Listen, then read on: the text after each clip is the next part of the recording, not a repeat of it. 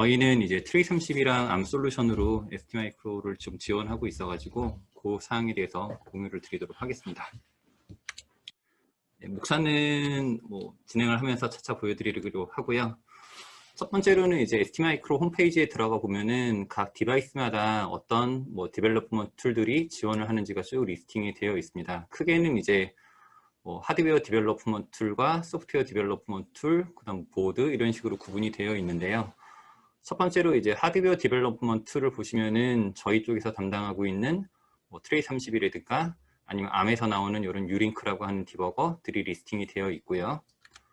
그다음 소프트웨어 툴 쪽을 봐도 암에서 나오는 컴파일러라든가 아니면 트레이32 제품들이 이렇게 포진이 되어 있습니다. 그래서 간단하게 말씀드리면은 ST마이크로 제품으로 개발하실 때 라우터 바이 트레이30이나 아니면 암의 컴파일러 또는 디버깅 툴들 문제없이 사용할 수 있다라고 보시면 되겠습니다.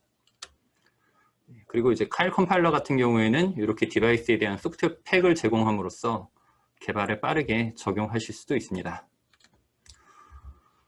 ST마이크로에서 제공하는 이밸루에이션 보드가 크게는 두 가지 종류가 있습니다. 하나는 이제 디스커버리 킷이라고 하는 왼쪽에 보이는 이런 제품들이 있고요. 또 하나는 이제 오른쪽에 보시면은 이밸루에이션 보드가 있는데, 디벨롭먼트 킷 같은 경우에는 조금 이제 합리적인 가격대에 작은 사이즈로 소프트웨어를 빠르게 개발하실 수 있는 이렇게 제품이 구성되어 있고, 이밸루에이션 보드 같은 경우에는 커넥터도 여러 가지가 다 나와 있고 핀아웃이 다 풀리 나와 있기 때문에 여러분들께서 테스트하기에 어떻게 보면은 좀 더 좋은 솔루션이 아닐까라고 생각이 듭니다. 오늘 데모는 그리고 오른쪽에 있는 이밸루에이션 보드 기반으로 좀 보여드리도록 하겠습니다.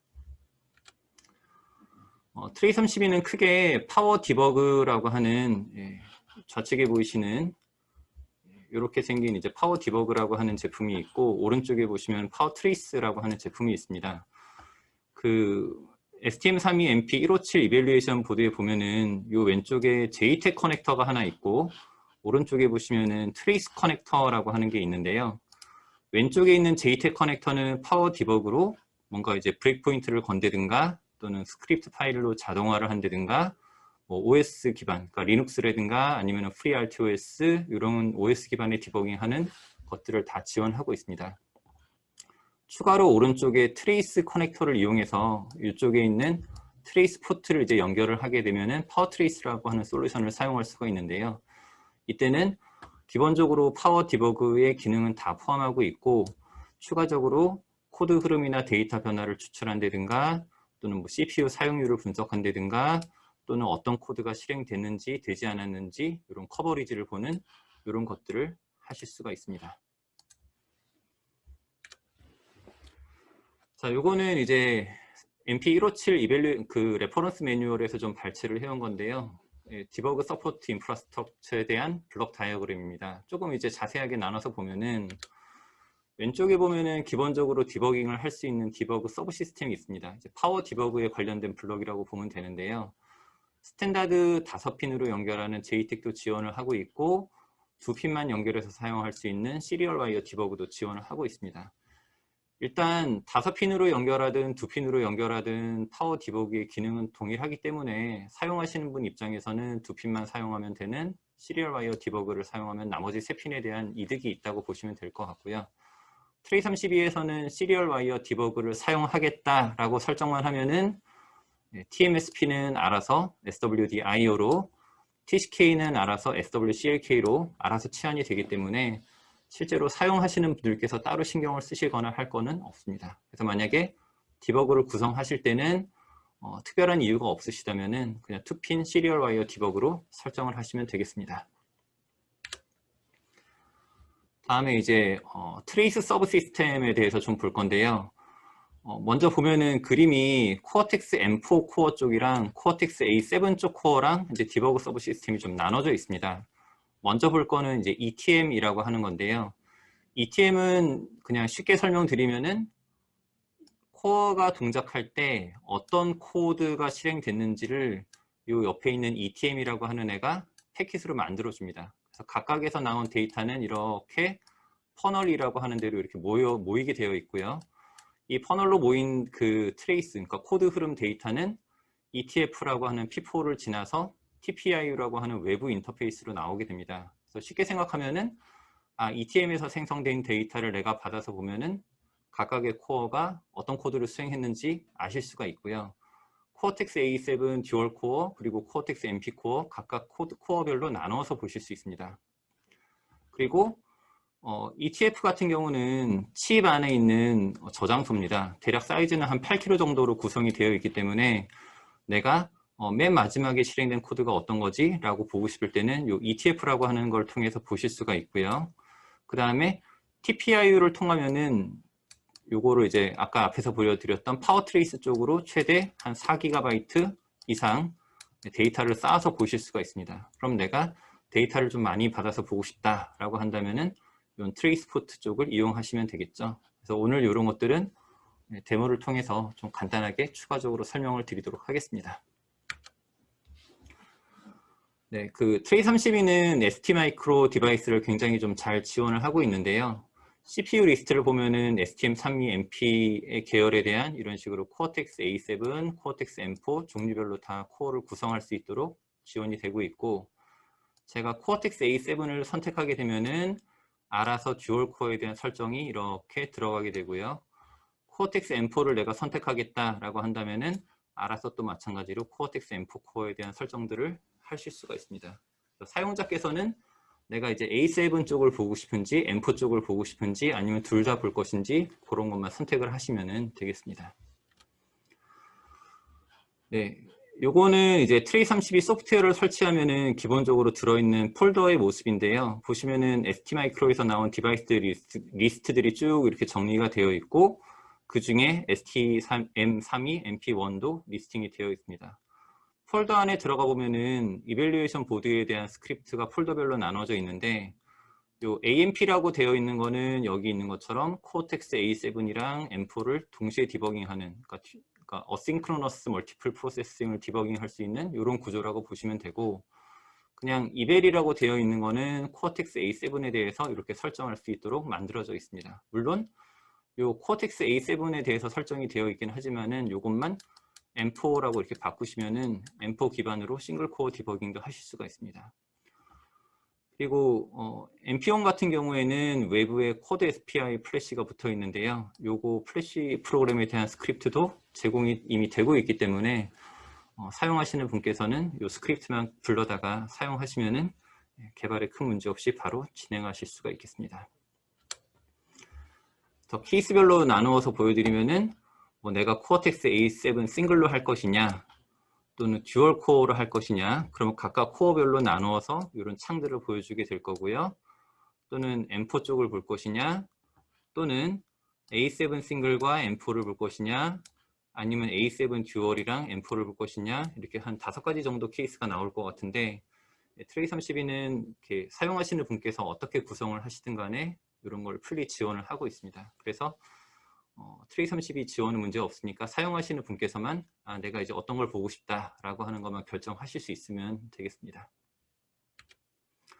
네, 페리페럴 브라우저라고 하는 게 있습니다. 이거는 실제로 데모를 조금 보여드리면서 같이 설명을 드리고요. 지금부터는 간단하게 트레이32 데모를 보여드리면서 좀 진행을 하도록 하겠습니다. 네. 공유를 하는군요. 네, 이제 새로 바뀐 화면이 트레이32 소프트웨어 화면입니다. 그리고 예제를 좀 당겨서 오도록 하겠습니다. 이밸류에이션 보드에 있는 예제가 몇 가지가 있는데요. 좀 단계별로 나눠서 보면은 맨 처음에 이제 여기서부터 보도록 하겠습니다. 그냥 쉽게 이름으로 보시면은 STM32 MP1 내부에 보면은 인터널 SRAM이 있습니다. 그래서 인터널 SRAM에다가 예제를 간단하게 다운로드해서 거기서부터 실행을 해보도록 하겠습니다. 네, 기본적으로 이제 코드를 실행할 수 있는 뭐 리스트라는 창, 그 다음 함수가 어떻게 콜되는지 보이는 frame.view라는 창, 변수 값을 보는 거, 레지스터 값을 보는 창, 이런 기본적인 창들이 다 실행할 수 있고요. 제가 이제 아까 잠깐 말씀을 드리려고 했던 게 어떤 거였냐면은 타겟을 개발을 하시다 보면은 주변 장치에 대한 설정을 좀 하고 싶은 경우가 있습니다. 예를 들어 어떤 경우냐면은 제가 뭔가 GPIO에 대해서 뭐 인풋, 아웃풋이 어떻게 설정되어 있는지 또는 그 설정 값을 좀 바꾸고 싶어요. 그러면 아마도 예를 들어서 메모리 오르가니제이션, 뭐 GPIO에 대한 이런 어드레스 그 번지가 어느 쪽에 있느냐 이런 걸 찾아보실 거고요. 여기 보면은 여기 보시면은 GPIO A 블럭에 대한 이런 그룹에 대한 어드레스는 5천만 2천 번지에 제어하는 레지스터가 있다라는 걸 우리가 알 수 있습니다. 그리고 실제로 우리는 다시 이쪽 레지스터에 대한 설정 값을 보고 여기에 보면 GPIO 포트가 어떤 식으로 구성이 되어 있구나를 이제 알게 되는 거죠. 그러면은 기존에 여러분들이 사용하시던 이런 디버거에서 아까 나왔었던 5천만 2천 번지라는 걸 열어서 여기 있는 요 16진수 헥사 값을 보고는 다시 데이터 시트랑 매칭을 해서 여기는 F니까 1111이라는 값이 있을 거고 여기는 두 번째로 7이라는 값이 있으니까 아마도 0111이겠구나. 그래서 내가 이걸 만약에 뭐 인풋을 아웃풋으로 바꾸려면은 어떻게 설정을 해야 되겠구나 라고 하는 거를 이제 빗 바이 빗으로 여러분들께서 직접 계산을 하셔야 되지 않습니까? 근데 트레이32는 ST마이크로의 모든 프로세서에 대해서 다 이렇게 그냥 쉽게 생각하시면은 데이터 시트가 툴 안에 들어가 있다라고 생각하시면 되고요. 이 안에 보면은 내가 GPIO A 그룹에 대해서 현재 어떻게 설정을 하고 있는지가 이렇게 값이 바로 보이고 내가 만약에 이 설정을 바꾸고 싶다면은 직접 이런 페리페럴 브라우저에서 설정을 바꿈으로써 뭐 인풋을 아웃풋으로 바꾼다든가 하는 테스트를 바로 해보실 수가 있죠. 그래서 쉽게 생각하시면은 여러분들께서 한 번이라도 코드를 고치거나 빌드하실 수고를 줄일 수가 있고 이런 데이터 시트 같은 문서를 찾아보는 거를 조금이라도 더 줄여서 보실 수가 있습니다. 그래서 처음에 보드를 브링업하거나 개발하면서 주변 장치를 설정하실 때 이런 페리페럴 브라우저를 사용하시면은 빠르게 개발에 착수하실 수가 있을 것 같습니다. 기본적인 트레이32 사용법은 따로 설명을 드릴 게 아니라 그냥 오늘은 이제 멀티코어 구조로 STM32 MP1에 대해서 얼마나 잘 지원을 하고 있는지를 설명드릴 거기 때문에 이 위주로 조금 설명을 드리도록 하겠습니다. 자, 다음으로 만약에 나는 멀티코어 구조로 좀 디버깅을 하고 싶어 라고 한다면은 방금 전에 실행한 예제 위에 보시면은 SMP라고 하는 이런 태그가 붙어 있는 애가 있습니다. 이 SMP가 시메트릭 멀티플 프로세싱이라고 해서 어차피 코어텍스 A7 듀얼 코어가 동일한 종류의 코어가 들어있기 때문에 우리는 트레이32 소프트웨어 하나에서 두 개의 코어를 한꺼번에 제어를 할 수가 있거든요. 그래서 이쪽을 보시면은 코어 리스트에 코어가 0번, 1번 두 개가 있는데 현재 나는 0번 코어를 선택해서 보고 있습니다 라고 되어 있고 저희가 만약에 1번 코어로 스위칭을 해보시고 싶으시면은 내가 보고 싶은 코어를 이렇게 더블 클릭하면은 해당하는 코어에 대한 이런 코드 실행이나 아니면 레지스터 값들을 보실 수가 있으십니다. 만약에 1번 코어랑 0번 코어에 대한 코드 실행을 동시에 다 보고 싶다라고 한다면은 뒤에 내가 이 건은 0번 코어에 대한 거고 요거는 1번 코어에 대한 거 양쪽으로 다 열어 놓으시면은 동시에 타겟을 러닝하거나 멈추어 가면서 현재 각 코어가 어떻게 코드를 실행하고 있는지 또는 뭐 레지스터 값이 어떻게 되는지 이런 것들을 실시간으로 보실 수가 있으십니다. 자, 트레이32의 또 좋은 기능 중 하나를 좀 간단하게 소개를 드리겠습니다. 이제 간혹 보다 보면은 내가 이 특정 어떤 함수에 시작할 때부터 끝날 때까지 시간이 얼마나 걸리는지를 좀 측정을 해보고 싶다라고 하는 경우가 있는데요. 암에서는 이제 PMU라고 해가지고 뭐 클럭 카운팅을 하는 이런 기능들이 들어 있고요. 트레이32에서는 그거를 BMC라고 하는 기능으로 소개를 하고 있습니다. 예를 들어서 오늘 이제 아까 이제 현대성 부장님께서 요 코어텍스 A7은 최고 800MHz까지 동작시킬 수 있다라고 말씀을 해주셨는데요.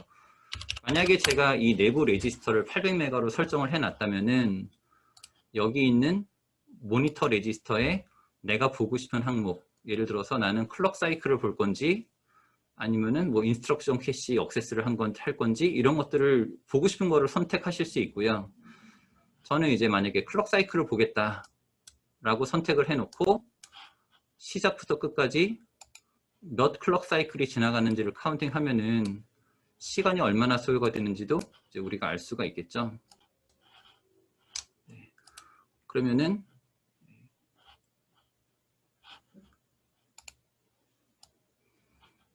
여기 보시는 것처럼 시작부터 끝까지는 대략 한 11.6 마이크로가 걸렸구나 라고 하는 거를 CPU 클럭 기반으로 알 수 있으니까 여러분들께서는 굉장히 좀 정확한 시간을 분석하실 수가 있겠죠. 그래서 내가 뭐 인터럽트가 호출돼서 처리될 때까지 시간이 얼마나 걸렸는지 등등을 보실 때 이런 식으로 디버깅에 좀 활용을 하실 수가 있겠습니다. 그래서 이런 것들은 코어텍스 A 계열뿐만 아니라 이제 코어텍스 M 계열에서도 비슷하게 지원되는 바가 있으니까 이 STM32 MP1에서 각 코어별로 풀리 트라이를 하실 수가 있을 것 같아요. 자, 다음에 그 위에 보시면은 이제 ETF라고 하는 게 있습니다. ETF는 어떤 거냐면은 그 앞에서 제가 디버그 서브 시스템의 블록 다이어그램을 보여드릴 때 보면은 네, 요 아까 보였던 슬라이드에서 보면은 각각의 코어에서 실행한 코드 내역을 모아서 ETF라고 하는 칩 안에 있는 어떤 메모리 저장소에 저장을 합니다라고 말씀을 드렸지 않습니까? 여기 이제 어떤 데이터가 들어가 있는지를 좀 한번 보여드리도록 하겠습니다.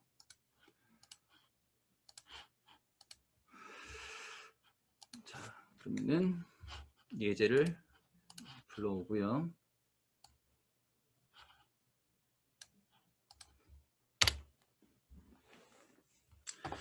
네, 일단 타겟을 러닝을 하면은 저희가 다운로드 받아놓은 예제가 쭉 동작을 할 거고요.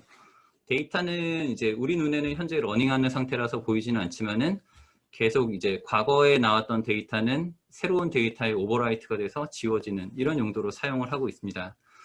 ETF는 그 아까도 말씀드렸다시피 용량이 그렇게 크지는 않습니다. 칩마다 뭐 작게는 4K, 뭐 많게는 한 16에서 32K 정도 들어있는 게 일반적이고요.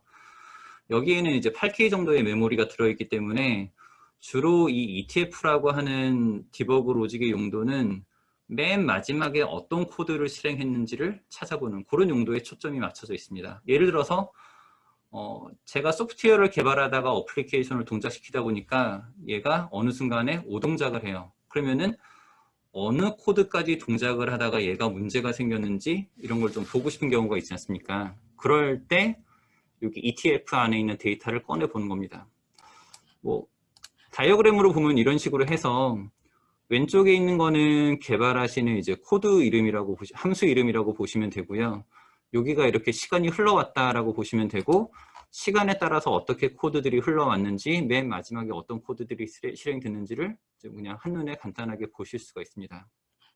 그리고 코드별로 조금 상세히 보게 되면은 네, 이런 식으로 여기 보시면은 0번이라고 되어 있는 게 있고 1번이라고 되어 있는 게 있는데 코텍스 A7이 듀얼 코어지 않습니까? 그래서 0번 코어에서 실행된 내역, 1번 코어에서 실행된 내역이 이제 데이터가 번갈아 가면서 쌓여 있고요. 물론 이제 원하신다면은 이 데이터도 내가 코어 0번에 대한 것만 뭐 추려서 보고 싶다든가 이렇게 보실 수 있으세요. 들어있는 데이터는 아까도 말씀드렸던 것처럼 어떤 코드가 실행되었는지 그리고 어느 번지에 어떤 값을 썼는지 또는 읽었는지 이런 정보들이 쭉 들어가 있습니다. 그러면은 데이터가 어떻게 변경됐는지 이런 것들도 모니터링 해보실 수가 있겠죠. 맨 마지막에 보시면은 이쪽에 여기에서 문제가 발생했다. 싱크로너스 데이터 올트가 발생했다라고 이렇게 명시가 되어 있고요. 그러면 고객들께서는 내가 이때 마지막으로 실행된 코드가 어떤 코드인지를 직접 이동해서 이런 식으로 보실 수가 있습니다. 그럼 단계별로 보면은 차례차례 코드를 실행하고 있다가 여기 있는 1F48에 있는 이 번지의 코드를 여기 보면 캔슬이라고 되어 있지 않습니까? 이 코드를 실행하지 못하고 여기에서 문제가 생겼다는 거거든요. 그러면은 사용하시는 분께서는 과연 이 코드가 어떤 문제가 있는지 왜 이거를 실행을 하지 못하고 중간에 동작이 멈췄는지를 좀 확인을 해보시면 되겠죠. 그래서 ETF를 통해서 이렇게 내 코드가 오동작할 때 또는 이제 뭐 한 2, 3일 돌려놓으면 얘가 가끔씩 오동작을 할 때 맨 마지막에 어떤 코드가 문제가 있는지 그런 걸 찾아보실 수가 있겠습니다. 자, 마지막으로 보여드릴 거는 이제 AMP라고 저희는 부르고 있는 코어텍스 A7이랑 M4를 동시에 디버깅하는 화면입니다. 그래서 그 예제를 한번 불러와 보도록 하겠습니다. 스크립트를 잘못 집었었네요.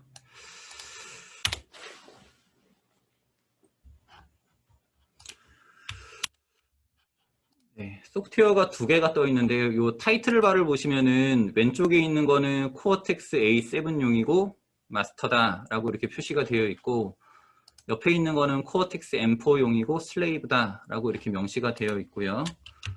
아까 보셨던 것처럼 코어텍스 A7용은 내가 0번 코어인지 1번 코어인지 필요하면 스위칭을 해서 보실 수도 있고, 오른쪽에 있는 코어텍스 M4용은 그냥 어차피 코어가 하나밖에 없기 때문에 이대로 보실 수가 있습니다.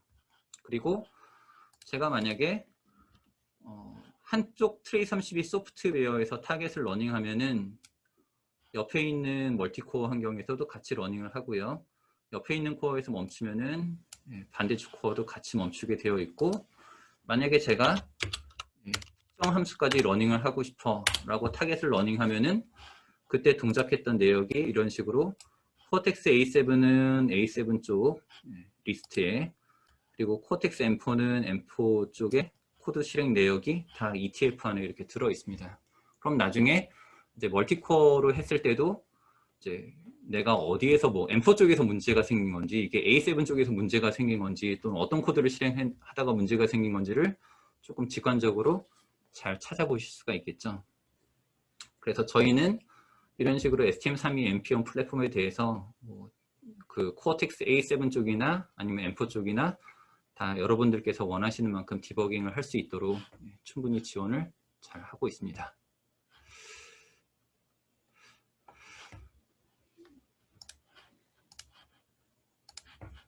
자, 트레이32로 보여드릴 데모는 어느 정도 다 보여드렸습니다. 그래서 이제 마무리 차원에서 이제 서머리만 간단하게 좀 진행을 하도록 하겠습니다. 네, STM32 MP1은 여태까지는 이제 제가 주로 만난 ST마이크로사의 고객분들은 코어텍스 M 기반의 그 IoT나 아니면 컨슈머 디바이스를 만드시는 분들이 굉장히 많았었는데요. 이제 800메가로 동작하는 코어텍스 A7 듀얼 코어까지 이제 삽입을 하게 됨으로써 좀 더 이제 시장이 넓어지고 이제 산업 표준을 만족하는 그런 MPU로 자리를 잡게 되지 않을까라고 생각하고 있습니다. 그다음 이제 저희가 또 주력으로 이제 지원하고 있는 라우터바의 트레이32 같은 경우는 ST사의 디바이스들을 다 이제 풀리 지원을 하고 있기 때문에 여러분들께서 나는 뭐 디버깅 할 때 뭐 트레이스를 받아서 보고 싶어, 또는 하드웨어를 브링업 할 때 뭐 주변 장치 컨트롤을 하고 싶어 라고 하는 것들을 다 쉽게 지원할 수 있습니다. 그리고 이제 개발할 때 이제 컴파일러를 어떤 걸 또 사용하시느냐라고 하는 게 또 굉장히 중요한데요. 암에서 제공하는 이 암 디벨로퍼먼트 스튜디오 또는 카일 MDK를 사용하시면은 작고 빠르고 안정적인 코드를 생성할 수 있기 때문에 개발할 때 조금이라도 이제 도움을 받으실 수 있을 거라고 생각이 되고요. 그 다음 소프트웨어 팩을 저희가 또 제공하기 때문에 여러분들께서 이제 개발에 검토하실 때 빠르게 착수해서 진행하실 수 있을 거라고 생각이 듭니다.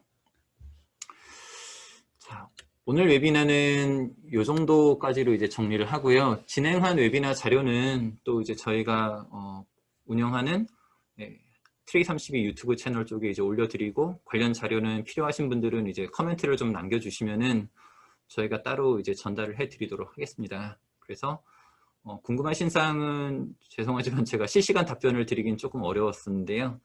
이 채팅창이나 아니면은 메일을 통해서 질문을 남겨주시면 감사하겠습니다. 자, 그러면은 오늘 웨비나는 이렇게 마치고요. 다음 달에 또 세 번째로 이어지는 웨비나를 진행을 할 거니까 그때 또 다음 내용으로 찾아뵙도록 하겠습니다. 네, 감사합니다. 감사합니다.